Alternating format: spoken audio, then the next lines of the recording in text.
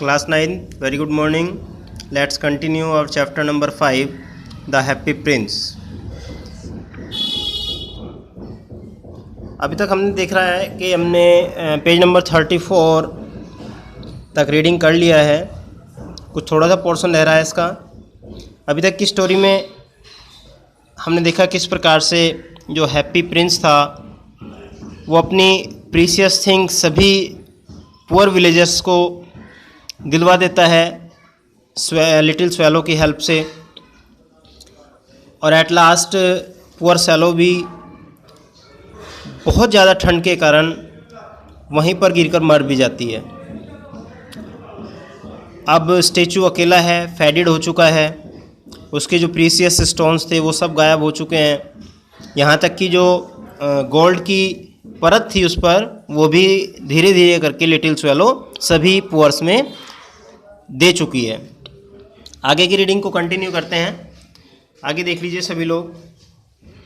Early the next morning the mayor was walking in the square below in the company with the town councillors. As they passed the columns he looked up at the statue. Dear me, how shabby the happy prince looks, he said. Next day क्या होता है, उस शहर का mayor अपने कुछ counsellors के साथ शहर में भ्रमण करने के लिए निकलता है, और जैसे ही वे स्टेचू के पास से गुजरते हैं तो काउंसलर्स की और मेयर की निगाह उस स्टेचू पर पड़ती है, और वो देखते हैं कि स्टेचू कितना भद्दा दिखाई दे रहा है. How shabby indeed, cried the town councillors, who always agreed with the mayor, and they went up to look at it. जो काउंसलर्स थे वो भी मेयर की बात से अपनी सहमति जताते हैं और स्टेचू को देखने के लिए उसके पास तक जाते हैं. The ruby has fallen out of his swords, his eyes are gone, and he is golden no longer, said the mayor. In fact, he is little better than a beggar. Councillors बोलते हैं कि जो Ruby लगाया गया था swords hilt पर वो भी गायब है, जो आइज़ थी वो भी गायब हो चुकी हैं, और यहाँ तक कि जो गोल्ड कवर था स्टेचू वो भी नहीं है. और कंपेयर कर देता है कि अब ये जो स्टेचू है, स्टेचू की हालत किसी बैगर से ज़्यादा अच्छी नहीं है, भिखारी से ज़्यादा अच्छी नहीं है. Little better than a beggar, said the town councillors. Councillors भी पॉजिटिवली बोलते हैं मेयर के कि बैगर से थोड़ा अच्छा ही है बस condition. And here is actually a dead bird at his feet. Continue the mayor. We must really issue a proclamation that bird are not to be allowed to die here. जब वो आगे बढ़कर देखते हैं तो उनको दिखाई देता है कि वहाँ पर एक मरी हुई बर्ड यानी कि वो लिटिल स्वेलो भी वहीं पर पड़ी हुई है. We must really issue a proclamation, यानी कि हमें वास्तव में एक डिक्लेरेशन कर देनी चाहिए कि बर्ड्स को राइट नहीं है यहाँ पर मरने का. And the town clerk made a note of the suggestions. और टाउन जो क्लर्क है वो इस बारे में एक सजेशन भी देते हैं, इस बारे में सजेशन देते हैं कि बर्ड्स को यहाँ पर मरने का कोई राइट नहीं है.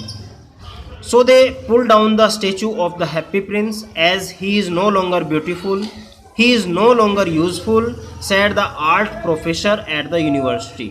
तो यूनिवर्सिटी के एक प्रोफेसर वहाँ पर थे जो आर्टिस्ट थे, उनको बुलाया जाता है और उनके द्वारा हैप्पी स्टेचू को वहाँ से हटा दिया जाता है, क्योंकि ना ही तो अब वो यूज़फुल रहा था ना ही वो सुंदर रहा था. Then they melted the statue in a furnace. What a strange thing, said the overseer of the workmen at the foundry. This broken lead heart will not melt in the furnace. We must throw it away.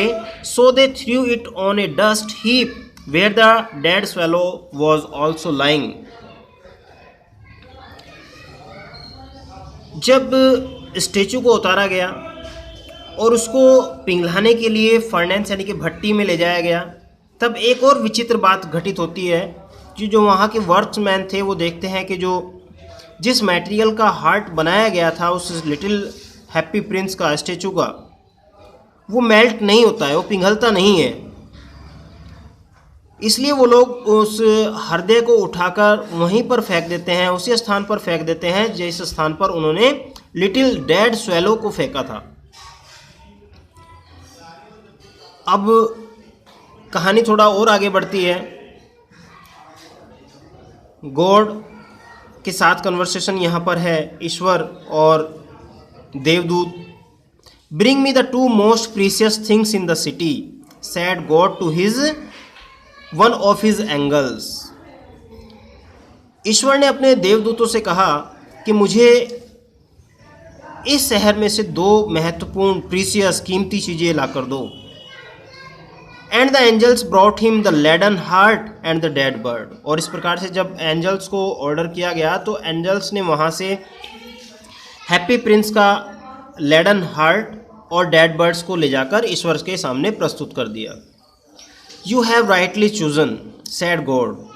God ने angel से कहा कि तुमने सही चुनाव किया है, बिल्कुल सही चुनाव आपके द्वारा किया गया है। For in my garden of paradise this little bird shall sing for ever more, and in my city of gold the happy prince shall praise me. क्योंकि जो ईश्वर का बगीचा है उसके लिए हमेशा जो पैराडाइज है वहाँ पर स्वर्ग है।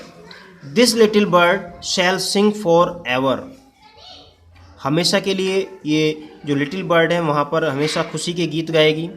एंड इन माई सिटी, और मेरे शहर में ऑफ गोल्ड, जो कि गोल्ड का है, सोने का है, the happy prince shall praise me, हमेशा मेरी प्रशंसा, वो दूर रहकर वहाँ पर उसको स्टेचू को स्थापित किया जाएगा और स्थापित किया जाएगा, वो वहाँ से देखकर हमेशा मेरे स्वर की प्रशंसा करेंगे।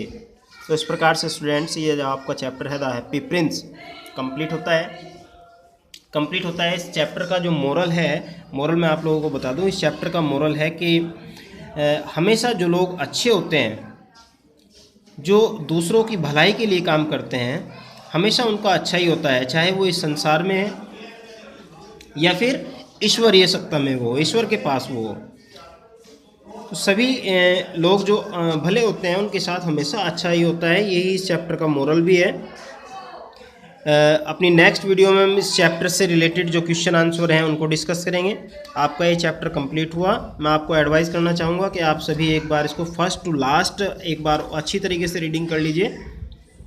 अगर कुछ प्रॉब्लम्स आप लोगों के सामने आ रही हैं, कुछ चीज़ समझ में नहीं आ रही है, आप मुझे पर्सनली कॉल करके और व्हाट्सअप करके डिस्कस कर सकते हैं। ठीक है बेटे, आज की वीडियो के लिए इतना ही। Okay, goodbye and thank you.